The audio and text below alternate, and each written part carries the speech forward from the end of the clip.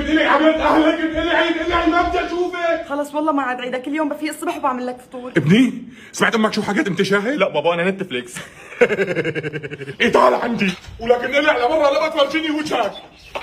بابا انت ليش قلعت اخوي؟ لانه يا بنتي ما ترك لي خيار. هذا صعب. ماذا ستختار؟ تختار محمد صلى الله عليه وسلم والجنة، أو تختار تجاهل الفيديو والنار؟ إذا كنت تحب حبيبنا محمد صلى الله عليه وسلم، حط متابعة واللايك والتعليق ومشاركة مع أصدقائك، وأعد نشر هذا المقطع لعل ذلك يحسب لك في ميزان حسناتك في هذا الشهر الكريم.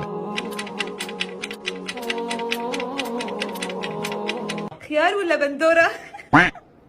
ولكن قلعي لبرا ما عاد اشوف وجهك هون. وانت ليش ماسكه القطه؟ تركيا. تركيا ولا سوريا؟ ولكن قلعي ما ترجعي. ما ضل لي غيرك يا قطه. قطة ولا كلب؟